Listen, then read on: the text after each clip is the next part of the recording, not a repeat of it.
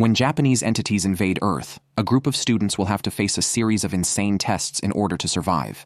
Today we're going to recap the story of the movie As the Gods Will from 2014 among the students in Tokyo.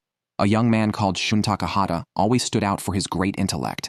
But because he was smarter than the others, he began to feel bored and asked the gods for a challenge at his request, and that of other gifted youngsters. The Daruma entity invades Shun's room, who is so distracted that he doesn't even notice the spirit right in front of him. Because of this, he almost moves and narrowly misses a brutal fatality, escaping, having his brains blown out at the last second, realizing that they can't move, while the puppet looks on the other students stand still and wait until he turns around, taking advantage of the moment to run for the door, only to discover that they are locked in the room until the game is over. As they try to leave, Daruma turns around and blows the heads off two participants in the doorway, then turns back around, desperate. The students begin to panic, and the young Satake manages to calm everyone down, explaining that they are trapped inside the Daruma Sanga Kuranda, a game in which the entity turns its back and starts repeating the name of the challenge, turning around as it finishes the sentence. From the moment Daruma faces the students, those who move will have their brains turned into thousands of little red balls when everyone is despairing again. Satake tells them that he has a way to end the challenge and warns them about the button on the doll's back, saying that all they have to do is press it to end the game, wanting to end the nightmare. Another student takes advantage of the fact that Daruma is speaking slowly and decides to run towards him. But as soon as he realizes this, the entity finishes the sentence at an absurd speed and turns around immediately afterwards, seeing the student move and making his head pop like popcorn instead of staying calm and thinking of a way to beat the entity. The students notice the counter on Dara's back and become even more desperate when they discover that there is less than a minute to go until the challenge is over, causing most of them to run towards the doll and get eliminated with just over 10 seconds left. Only Shun and Seitak are still standing, and they decide to join forces to win the challenge. The bespectacled young man then bends down and serves as a support for Takahata to jump, managing to press the button on the doll's back with 1 second left on the clock. After being defeated, Daruma announces that the game is over and both Shun and Satake celebrate. But while they're greeting each other, the other young man's head explodes, and the crazy doll announces that only Takahata has pressed the button, so only he has won the challenge. Unable to believe what has just happened, Shun begins to ask for help when Daruma interrupts the silence to say that he is a mouse and that the cat is coming the clue to the next challenge. Suddenly, the living room door opens, and her childhood friend Icha aka Moto appears in a state of shock, wanting to help her. Takahata approaches her and asks what happened, discovering that she also went through the Daruma Sangakara, but that when the girl pressed the button, all her classmates were automatically eliminated. When he hears the story, Shun tells him that the same thing happened to him and says that they should call the police. But when he picks up his cell phone, he realizes that they have no signal at all. Still, Takahata insists that they should call the authorities and suggests leaving the school, but finds all the doors locked, except for the entrance to the gymnasium. As soon as they enter the court, the door behind them closes, and they are once again trapped, but at least they are not alone in the center of the court. Several other students are gathered, and some of them are dressed as rats, taking on the role that Daruma said as he approaches. Shun sees some kanji on the ground and realizes that they are the instructions for the next challenge, saying that they must give the bell to the cat in order to win with the game. About to start, one of the costume students recommends that everyone puts on a rat costume and says that they don't know what will happen if they don't.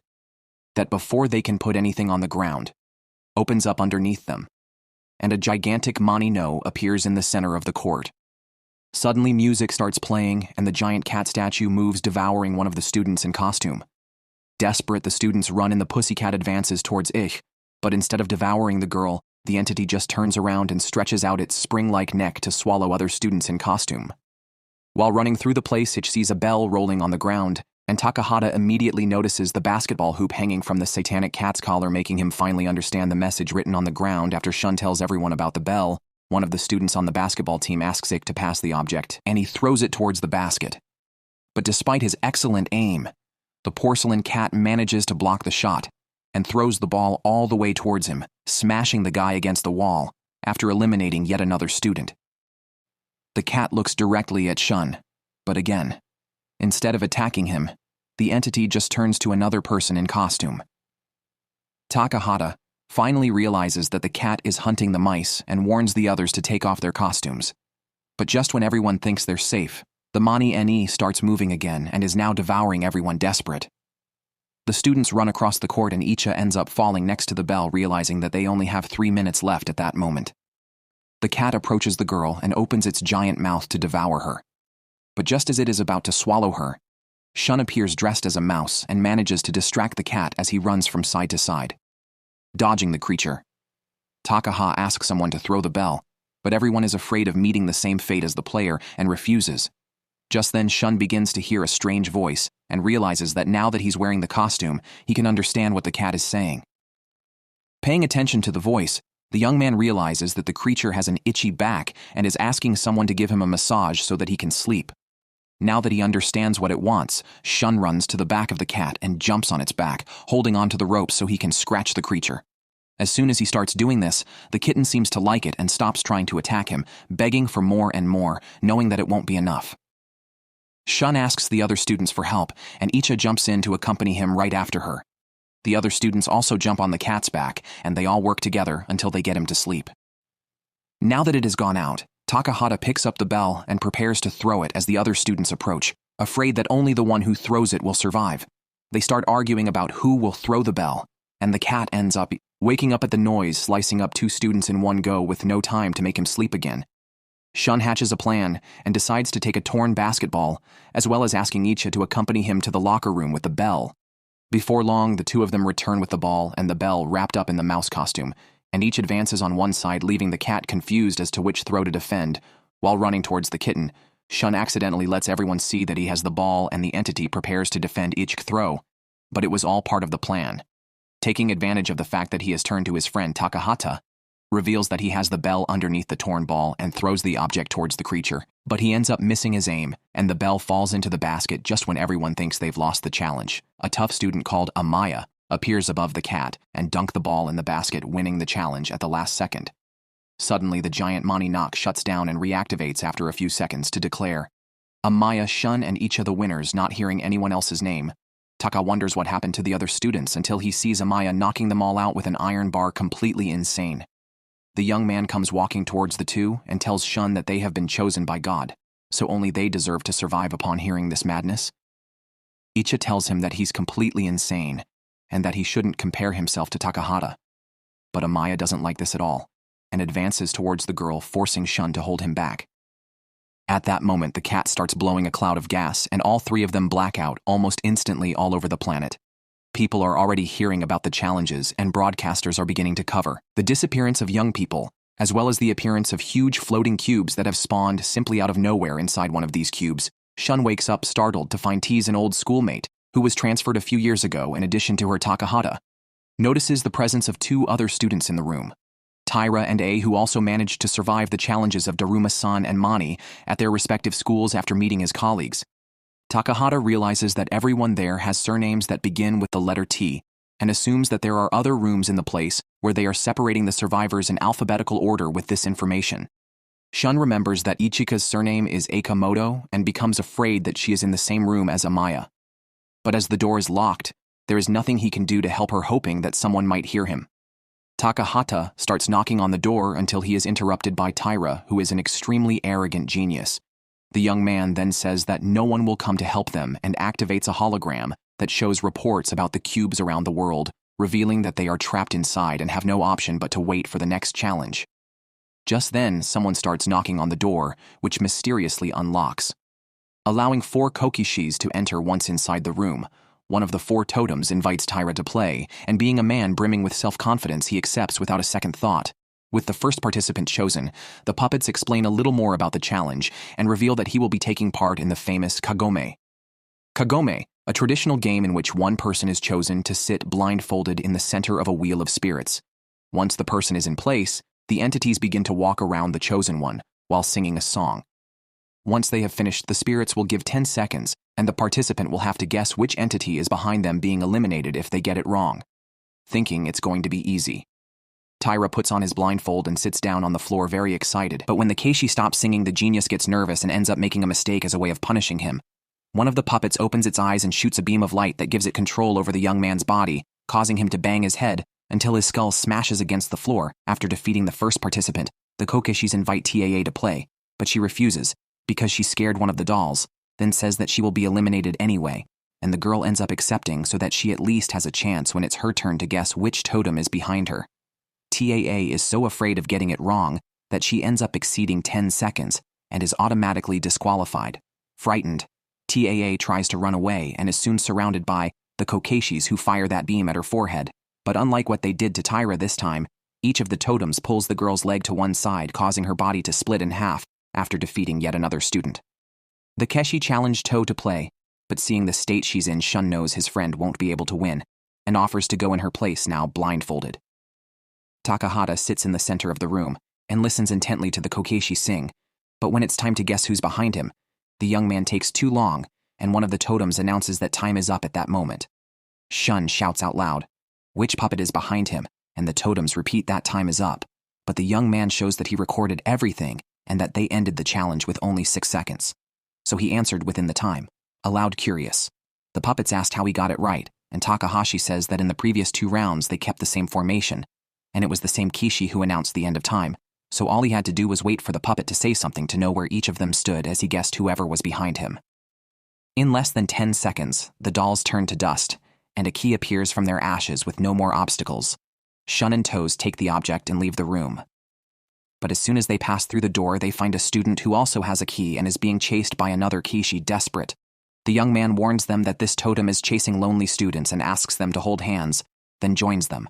The totem then approached, and after making sure that the trio are really together, goes off to look for another lonely person, leaving Shun's group with 2 keys. While walking through the corridors of the cube, the trio hear something and run towards the scream, discovering that the sound is coming from Aish, who is being chased by that same needy doll wanting to help his friend. Shun lets go of the other 2's hands and jumps towards Aish, holding the girl at the last second before she is caught by the lone totem in the next corridor. 2 other students find a giant wooden head stuck in the wall with a counter on its forehead and 7 locks to put the keys in. Hearing the noise, Shun's group runs over and finds the pair, who also have 2 keys. When they add them all up, they realize that they have 4 keys and another 3 are missing. But as they have just over 2 minutes to find the remaining objects, they begin to despair. At that moment, someone throws the 3 keys at their feet, and Amaya appears soon after, bringing with him another student he was using to circumvent the needy totem. Now that they're about to go to the next stage, Amaya swats the other student away like a bug and offers to join the group, as they need the keys to go on to the next challenge. The students accept his company, and then place the 7 items in the wooden head, opening the passage to the next stage. At this point, the giant head tells them to change their clothes, and then retreats, opening a tunnel through which they walk until they reach the other side. In the new snow-covered place, the group feels the ground shaking, and soon realizes it's because of a giant polar bear doing snowboarding tricks after finishing his radically crude presentation. The polar bear says that he hates lies, and that's why his next challenge will be to answer your questions as honestly as possible. The bear then says that he will warn them if any of them lie, and that the group must choose who they think is the liar, moving on to the next stage. As soon as they manage to find the traitor with all the rules explained, the bear asks what everyone's favorite food is, and everyone breathes a sigh of relief, thinking it's easy after their response. The bear-shaped entity starts sniffing and says that it smelled a lie in the air. Now that they've broken the only rule of the game, the polar bear tells them they have 2 minutes and lets the group decide who they think is the liar. After a minute of accusations, most of the group points at the young man that Shun into case saved in the white bear smashes his body immediately afterwards, turning the young man into mush with the back of its hand.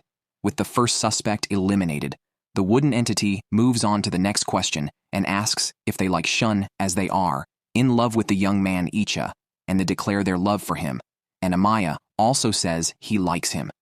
After everyone answers, the spirit says that one of them lied, and it automatically accuses Amaya, saying that earlier he tried to eliminate them. As the 2 argue, Shun wonders why anyone would lie, even if they knew they could be eliminated, and the entity laughs, saying that he has finally realized it. The bear then explains that one of his servants is among them, posing as a human and lying to eliminate them. Upon hearing this, the pair from the other school come to the conclusion that the imposter could only be Tos, since they study together, and Shun, Icha, and Amaya went to the same school. Therefore, they all knew someone before the challenges and arrived there together. Except for her. As soon as they hear the accusations, Ich and Shun try to defend a case, but the others simply ignore them and vote for the girl at the last second, causing her body to be crushed. All that's left is a pile of blood, ready to ask his next question.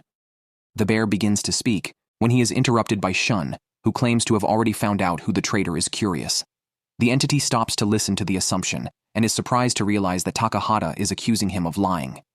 The young man then says that Tease helped him find out and tells him that the girl's blood removed the white paint from the creature's fist, revealing that the polar bear is actually a black bear. As he lied about his color, Shun automatically came to the conclusion that everything else was also a lie and that the entity was making them think there was a traitor. All this just to eliminate them, angry that someone has discovered his secret. The demon bear begins to attack them and tries to crush the group by jumping on them, but misses his target and ends up trapped in a hot spring that makes his body burn from the inside out. With that, the entity finally accepts its defeat and gives the instructions for the survivors to reach the location of the next challenge. At the new location, the students are greeted by a set of dolls who tell them that their next and final challenge will be the game known as Kick the Can. In this underworld hide-and-seek, one of the participants will be chosen as Akuma, the one who will search for the others. But before starting the search, this player will have to take a can that is protected in a high place and place it in the middle of a circle on the ground while Akuma tries to get the can. The others need to find a hiding place and stay there until sunset if they want to win. On the other hand, to win, Akuma must locate each of the participants and shout their name, then stomp on the can. Once this is done, Akuma captures the target, who will be imprisoned in a cell until the end of the game. The dolls then explain that even so, the captured person can still be saved if one of the survivors manages to kick the can. In this way, this person defeats Akuma and frees all those who have been imprisoned. But according to the dolls, the can has some kind of explosive that will be triggered as soon as it is kicked. This means is that by kicking the object to save the other prisoners, the participant will automatically lose their life in an abridged version. The survivor's objective is to stay hidden until sunset, while Akuma's objective is to capture 3 people and prevent the last one from kicking the can. Now that they've finished explaining how it's going to work, one of the dolls takes some wood sticks out of its mouth and draws lots to choose who will be Akuma. And to everyone's misfortune, the winning participant is Amaya. The craziest of them all, knowing the challenge they will face. The survivors stay in their position and wait for the doll's command. But as soon as they start the game, Amaya kicks one of them over the can, knocking the object over. Without giving the others time to hide with the can in hand, he places it in the center of the circle and starts looking for the other participants, finding the 2 students from the other school as soon as they find a hiding place, wanting to save themselves. The 2 even try to take on Amaya, but the young man is so overpowered that even in 2-on-1 they are defeated, being captured and taken to the cell. Soon after, from afar, Icha watches Amaya step on the can, but ends up being careless and is spotted by him, giving away her location, and Taka hatas to Akuma. Knowing that Amaya is already on her way, Shun ties a rope to a heavy object and starts climbing down to try and reach the can. Wanting to capture the couple, Amaya runs to the place where he saw Icha and starts banging on the door trying to reach them. Knowing that they won't be able to escape together, the girl decides to save time and goes just below to find Akuma. But instead of speaking R or name and going to the can, Amaya just knocks the girl out and continues up to find Shun, finding only the rope he used to get down below. Takahata knows that the Akuma is going to keep an eye on the can and starts running around the place looking for a new hiding place, thinking that Shun won't come. Amaya tries to convince him that he won't capture him and argues that he has already tagged 3 people, so the 2 of them can become friends and survive together. Knowing that he's lying, Shun starts looking for something he can use and finds some plate armor when the sun is about to go down. He comes out of hiding wearing the armor in order to protect his body when he kicks the can. But the problem is that the equipment is extremely heavy and restricts his movements. Even so, Shun appears awkwardly in front of Amaya and ends up dropping his sword on the ground, trapped and totally defenseless near the edge, since he can only arrest someone after seeing their face. Amaya takes advantage of the situation and removes Takahata's helmet, while mocking his plan just short of stepping on the Kent to when Akuma walks towards the object. When he realizes he has a chain attached to his hip, it is then revealed that this was Shun's plan all along before leaving the hiding place. The young man attached the chain to his armor and took advantage of the moment when Amaya took off his helmet to tie the other end around his waist, preventing him from reaching the can. Now that Amaya can no longer win, Takahata throws himself off the edge into the sea, dragging the Akuma, who has to try very hard not to fall with him down below. Shun waits to touch the water and gets out of his armor to climb back up the wall, allowing him to walk freely to the can, while Amaya pulls all that weight out of the water. When he arrives back at the top, Shun is already very tired, but he still manages to find the strength to run to the can. At this point, Amaya finally manages to pull the armor back on and breaks free to run towards the can. But even with his efforts, Shun manages to get there first and kicks the object, saving his friends frightened. Everyone tries to protect themselves from the explosion, but after a few seconds nothing happens. Just then, The sky begins to darken, and the dolls appear to declare Shun the champion, as well as revealing that they lied about the explosion just to make the challenge more exciting. Disgusted by his defeat, Amaya begins to moan that he's going to be eliminated. But the dolls tell him that the whole challenge was just a game, and that no one is going to perish as a reward for making it this far. The dolls hand each of them a popsicle and tell them that they must eat it before they can leave after this journey. Shun sips his popsicle while making plans for the future with Aicha. After talking for a while, the young man notices that there's something written on his toothpick and celebrates with Aich, thinking it's an award. But when he looks away, sees that Aich is crying and discovers that her popsicle stick has, "You are eliminated." Written on it at this point, the dolls speak again and explain that each of the challenges required a different skill, but that in the end, the last thing they need is luck. They then explain that everyone's popsicle has their fate written on it, and Icha's is the one everyone knows. Looking at his popsicle stick, Shun realizes that he has been lucky and that he will make it out alive. But instead of Icha, it will be Amaya who will return to school with him. Now that their fates are sealed, Icha and the other two students are hit by one of the dolls that fires a laser into their bodies, leaving only traces of their souls with the last challenge completed. Amaya and Takahata are taken up into one of the cubes that is flying over the city of Tokyo. Seeing that two students have managed to survive, the entire population begins to worship them and call them children of God, and as such one of them will follow the path of destruction to become a Hakayan, while the other will follow the path to become a Shinigami, a god of death. So what did you think of this movie? Leave it in the comments, bell below, and if you like the video, like and subscribe for more movie recaps. See you next time.